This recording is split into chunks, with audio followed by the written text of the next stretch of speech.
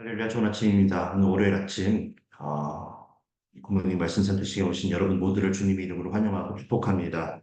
오늘 하나님께서 우리에게 허락하신 말씀은 이제 느헤미야서입니다. 느헤미야 2장 1절에서 10절 말씀, 느헤미야 1절에서 2장 1절에서 10절 말씀 제가 좀 빠르게 봉독해 올리겠습니다. 아닥사스다 왕 제20년 니산월에 왕 앞에 포도주가 있기로 내가 그 포도주를 왕에게 드렸는데 이전에는 내가 왕 앞에서 수심이 없었더니 왕이 내게 이르시되 네가 병이 없거늘 어찌하여 얼굴에 수심이 있느냐 이는 필연 내 마음에 근심이 있음이로다 하더라. 그때 내가 크게 두려워하여 왕께 대답하되 왕은 만세수를 하옵소서.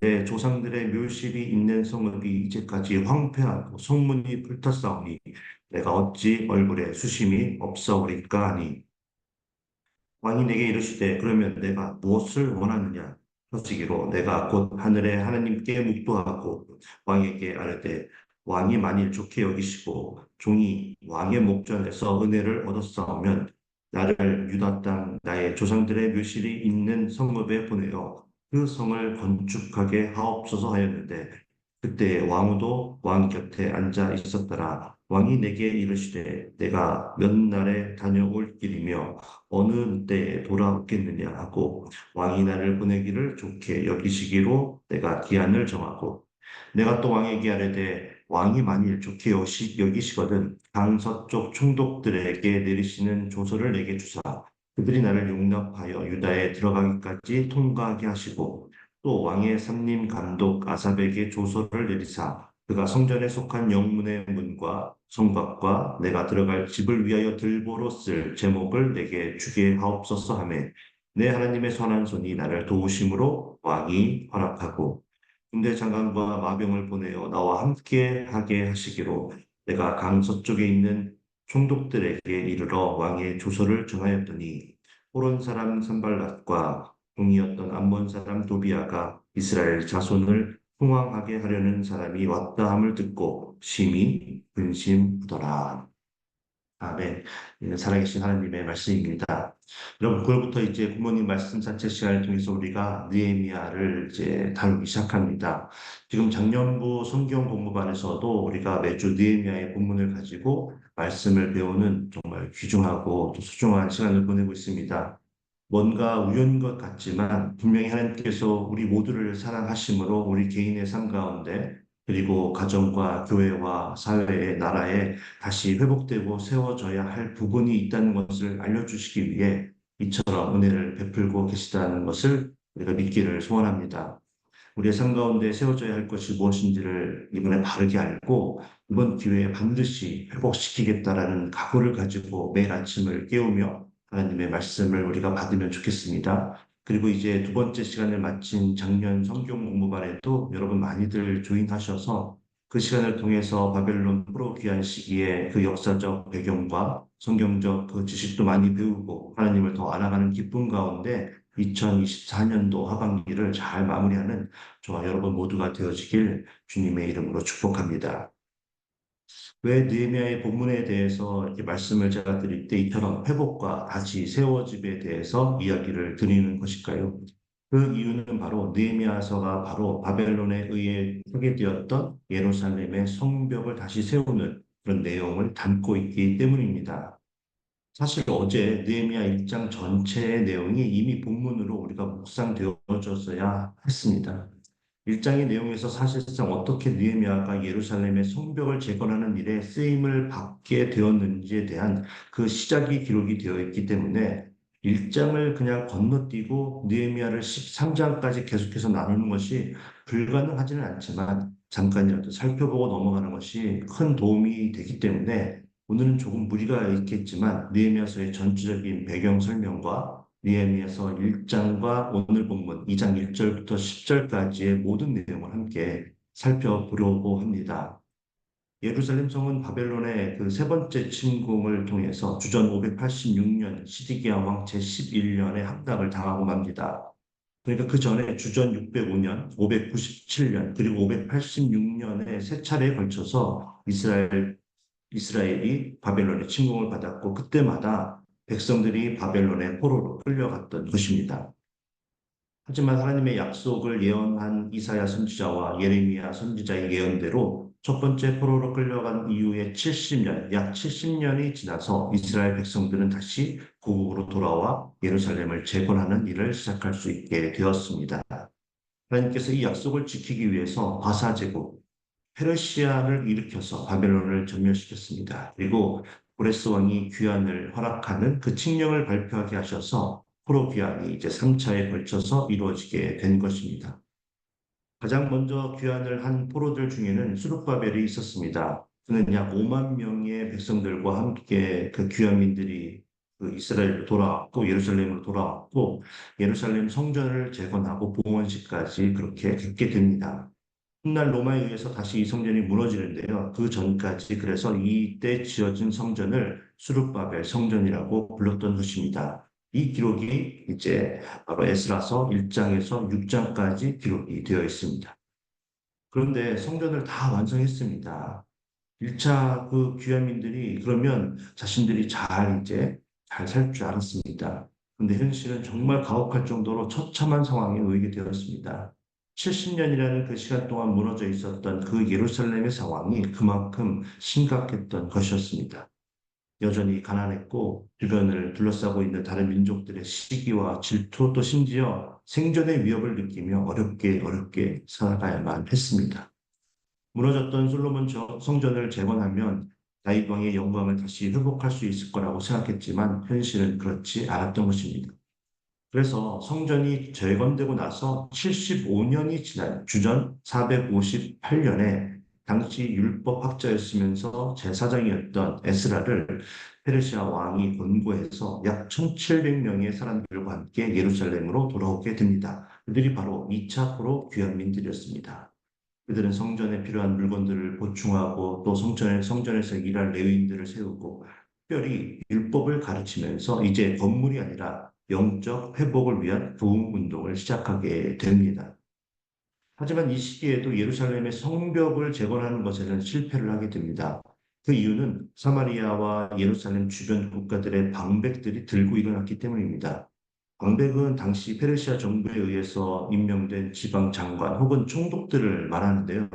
그들은 페르시아에 붙어서 조공을 바치며 그렇게 자신들의 부와 권력을 축적하던 자들이었습니다.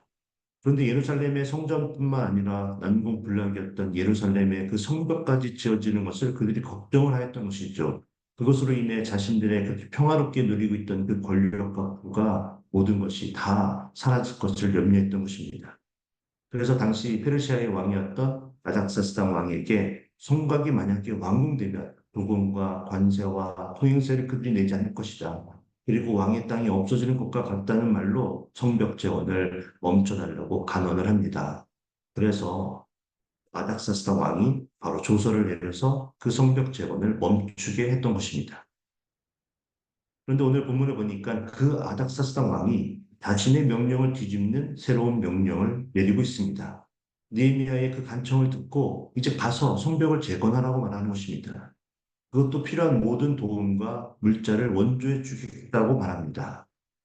여전히 반대자들의 득실한 위협이 도사리고 있는 그 지역을 지나가야 하는 느헤미야는 7절에 이렇게 요구합니다. 강서쪽 총독들이 느헤미야를 그냥 통과시킬 수 있는 그 조서를 내려달라고 말하는 것이죠. 그러자 그렇게 합니다. 그리고 2장 8절에 보니까 왕의 삼림 감독 아삽에게 조서를 좀 내려달라고 해서 그가 성전에 속한 영문의 문과 성곽과 내가 들어갈 집을 위하여 들보로 쓸 제목을 달라고 요청을 합니다. 그런데 그것도 들어줍니다. 건축자재를 원주해 주겠다는 것입니다. 그런데 왕은 거기에 더해서 예상치 못한 어려움을 미연에 방지할 수 있도록 요구하지도 않았는데 군대 대장과 마병을 함께 보내주는 친절까지 베풀어 줍니다. 그런데 아닥사스다 왕이 느헤미야가 성벽을 재건한다는 것을 지지한다는 의미는 바로 당시 최고의 권력자였던 페르시아 제국의 왕이 자신이 내렸던 명령이 잘못되었다는 것을 인정하는 꼴이 되는 것입니다. 그리고 그것을 만천하에 스스로 알리는 것과 같은 것인 것이죠.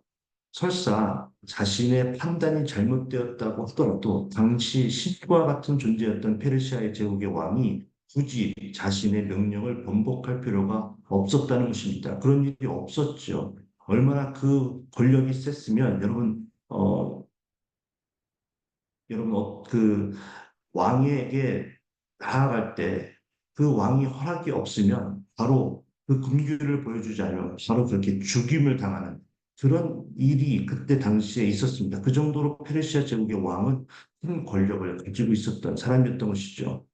그런데 어떻게 이런 일이 일어날 수 있었을까요? 바로 오늘 본문 2장 8절에 느헤미야가 고백하는 것과 같이 하나님의 선한 손이 그를 도우셨기 때문이었습니다. 그리고 하나님의 선한 손이 느헤미야를 도왔던 이유를 우리는 1장과 오늘 본문에서 찾아볼 수 있는데요. 그 이유는 그가 하나님께 기도하였고 그 기도가 하나님의 뜻과 같고 그래서 하나님께서 그 기도에 응답하셨기 때문이었다는 것입니다. 느헤미야서 1장을 잠깐 살펴보면 느헤미야가 아닥사스다 왕과 함께 수산궁에 있었는데 하나니가 예루살렘에서 돌아와서 느헤미야에게 그곳의 참담한 형편을 상세하게 설명을 해줍니다. 그러자 느헤미야는 그 소식을 듣고 이와 같이 행동을 합니다. 1장 4절 5절 제가 읽어드리겠습니다. 내가 이 말을 듣고 앉아서 울고 수일 동안 슬퍼하며 하늘의 하나님 앞에 금식하며 기도하여 이르되 하늘의 하나님 여호와 크고 두려우신 하나님이여 주를 사랑하고 주의 계명을 지키는 자에게 언약을 지키시며 긍휼을 베푸시는 주여 간구하나이다. 자, 이제 그가 울면서 수일 동안 금식하며 기도로 간구한 내용이 무엇입니까? 그게 1장 6절 이하에 나오는데요. 그것은 바로 조상들이 모세에게 명령하신 모든 계명과 율례와 규례를 잘 지키지 못함으로 주님께 지은 모든 죄들을 자복하며 그 죄를 용서해 달라고 울며 금식하며 기도하고 있는 것입니다. 그런데 왜 느헤미야가 이런 기도를 해야 할까요? 사실 면밀히 말하면 그는 하나님께 지은 죄로 인하여 바벨론에 의해 예루살렘 성이 회파되고 포로로 끌려오도록 원인을 제공했던 그 바벨론 포로 1세대의 아들의 아들의 아들, 적어도 3, 4대가 지난 바벨론에서 태어난 포로 4세대쯤 되는 사람이었습니다. 벌써 시간적으로 따져도 적어도 155년 정도가 지났던 시기에 사람이었다는 것이죠. 자신이 지은 죄 때문에 이런 일이 일어나는 것이 아니라는 것입니다. 그런데 그는 민족의 아픔을 자신의 아픔으로 끌어안습니다. 그리고 이런 참담한 일이 일어난 원인인 그 죄 때문이라는 것을 알고 그 민족의 잘못을 자신의 잘못으로 생각하며 회개의 자리로 나아갔던 것입니다. 거룩하신 하나님의 선한 손이 역사하기 위해서는 우리가 모든 죄를 끊어낼 그 회개의 시간이 반드시 필요하다는 것입니다. 우리가 영적으로 무너진 가정과 교회와 사회를 다시 일으키기 위해서는 잘못된 점을 비판만 하고 다른 사람의 탓으로만 돌리는 것이 아니라 다시 세우기 위해서는 반드시 문제의 원인을 발견하게 되면 바로 함께 그 문제를 끌어안고 함께 해결하려고 하는 마음이 우리에게 있어야 한다는 것입니다. 여러분 이 마음을 소유하게 되길 주님의 이름으로 축복합니다. 느헤미야는 1장 11절에서 이제 이와 같이 기도를 마무리합니다. 주여 구하오니 귀를 기울이사 종의 기도와 주의 이름을 경외하기를 기뻐하는 종들의 기도를 들으시고 오늘 종이 형통하여 이 사람 앞에서 은혜를 입게 하옵소서 하였나니 그때 내가 왕의 술관원이 되었느니라. 자, 여기에서 이 사람 앞에서 은혜를 입게 하옵소서라고 기도를 하고 있는데 이 사람은 바로 락사스당 왕을 말합니다. 그러니까 자신을 술관원장으로 만들어 주시고 락사스당 왕의 앞에서 은혜를 받아 하나님의 일, 성벽을 재건하는 일을 할 수 있도록 자신을 형통한 길로 인도해 달라고 지금 간절하게 기도를 하고 있는 것입니다. 그래서 오늘 본문 2장 1절에서 10절까지의 말도 안 되는 일이 일어나게 되었던 것입니다. 여러분, 술 관원장이 어떤 일을 하는 사람입니까? 실상 하는 일이 그렇게 대단한 일은 아니었습니다. 바로 왕의 옆에서 왕에게 술을 따라주는 그런 사람입니다.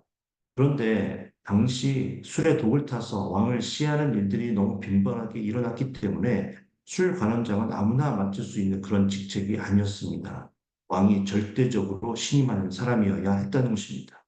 그리고 절대적인 신임을 받는 사람이 맡아야 하는 또 다른 이유가 있는데 사람이 술을 마시다 보면 기분이 좋아져서 하지 말아야 할 말들도 막 하게 되는데 그 모든 정사에 관한 그런 중요한 일들도 바로 옆에서 이렇게 듣게 되니 절대적인 신임이 필요한 사람이 술 관원장이 될 수밖에 없었던 것입니다. 그런데 아무리 그렇게 신임하는 사람일지라도 오늘 본문 2장 1절에서 느헤미야가 보여주는 것처럼 왕 앞에서 그렇게 행동을 하게 되면 신과 같은 존재였던 왕이 그를 살려둘 리가 없었습니다. 수심이 가득한 표정을 지어서 좋은 분위기를 깨고 있는 그 느헤미야에게 어떤 근심이 있는지 물어보기 전에 그냥 죽일 수도 있었던 상황이었다는 것입니다. 그가 얼마나 오랫동안 이 문제를 가지고 기도하며 고민을 했으면 자신도 모르게 이 왕이 앞에서 이처럼 큰 실수를 저지르게 되었던 것일까요? 느헤미야서 1장 1절을 보니까 아닥사스다 왕 제20년 기슬르 월에 하나니가 느헤미야를 찾아오는 사건이 있었다고 그 시기를 알려주고 있습니다. 그리고 오늘 본문 2장 1절은 아닥사스다 왕 제20년 니산 월에 왕의 앞에서 포도주를 따라주다가 수심이 깊은 얼굴로 왕에게 보이는 그 실수를 저질렀다고 그 시기를 알려주고 있습니다. 앞서 느헤미야가 수산궁에 있었다고 말씀을 드렸는데요. 겨울이 되면 페르시아의 왕들은 따뜻한 남쪽에 위치해 있는 그 수산궁으로 옮겨서 그렇게 정치를 하였습니다. 그런데 기슬루월은 유대력으로 종교력으로 9월이고 또 니산월은 1월을 뜻합니다. 그러니까 이스라엘 백성들이 출애굽할 때 하나님의 명령을 따라 그 시기를 1월로 결정을 하게 된 것이죠. 근데 유대력이 음력을 사용하기 때문에 태양력으로 따져보면 겨울에 해당하는 대략 11월 중순부터 3월 중순에 해당하는 기간을 말합니다. 겨울 기간인 것이죠.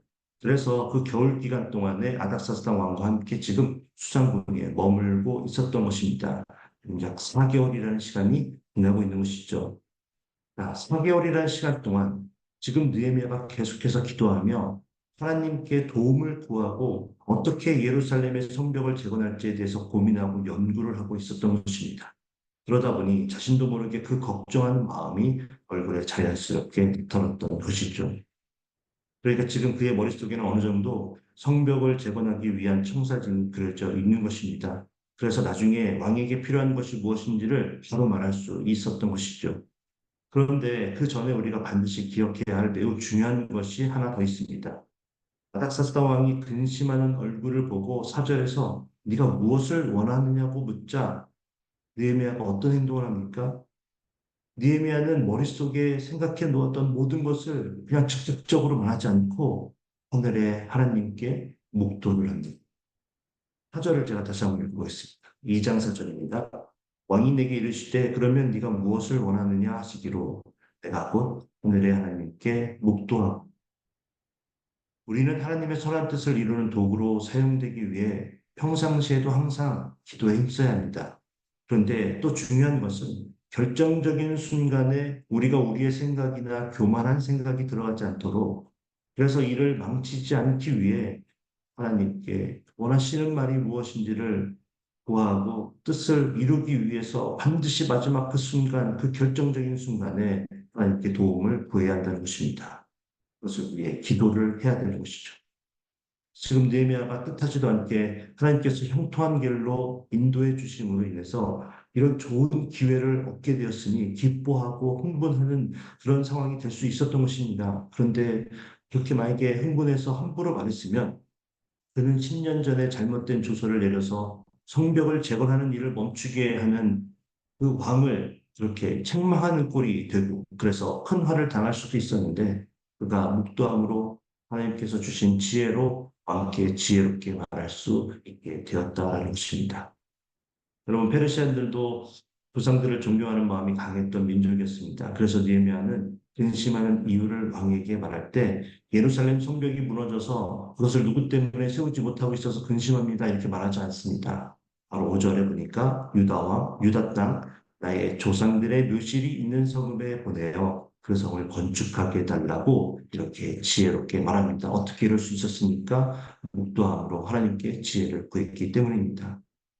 이렇게 느헤미야는 예루살렘의 참담한 소식을 듣자마자 민족의 아픔을 자신의 아픔으로 민족의 죄를 자신의 죄로 끌어안으며 울며 금식하며 회개의 기도를 하였습니다.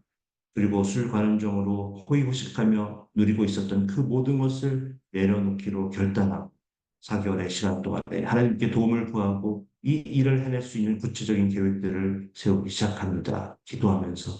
그리고 결정적인 순간에도 하나님께 묵도하며 지혜를 구하고 왕 앞에 성벽 재건에 관한 요구를 지혜롭게 말하게 됩니다. 그렇게 기도했던 느헤미야로 인해서 하나님의 선한 손이 역사하셨고 이제 52일 만에 약 3km 정도의 길이의 그 성벽을 완성하는 기적과 같은 일을 그가 이루었게 됩니다.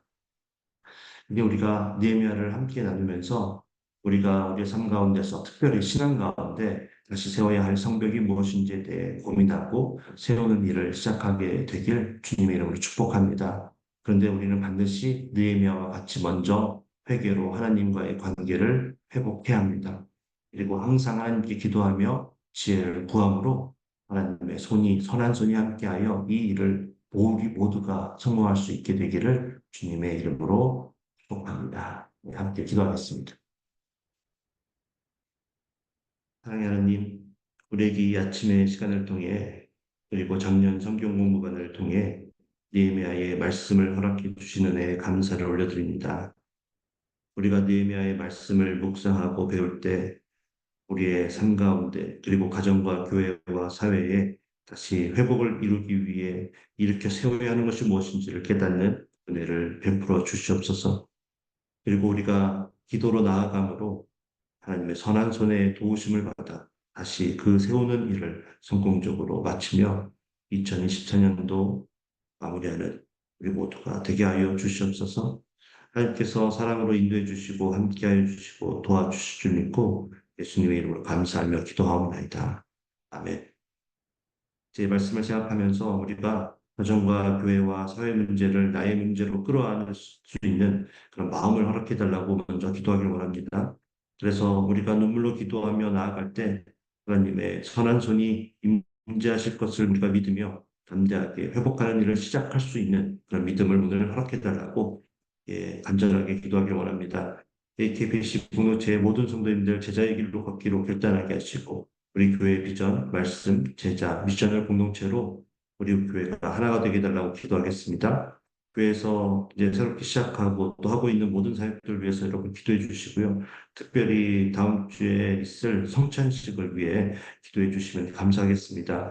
그리고 여러 봉사의 자리들 또 모집하는 기관들 있는데 여러분 관심을 가져주시고 또 그곳에 헌신할 수 있도록 이렇게 기도해 주시면 감사하겠습니다. 9월부터 기도하는 남아공의 김종현, 이흥란 선교사님 위해 또 각 목장에서 원하는 선교사님 위해서 그 사역과 국정 위해 기도하길 원합니다. 수술 후의 회복과 재활 중인 성도님들 위해 수술을 앞두고 있는 성도님들을 위해 그리고 곧 출산을 앞두고 있는 많은 산모들이 있는데 그들을 위해 또 조금 일찍 태어나서 인큐베이터에 있는 그 시간을 보내고 있는 우리 아기를 위해서 함께 기도하면 좋겠습니다. 이번 주 목요일에 돌아오시는 담임 목사님의 여정 위에 기도해 주시고요.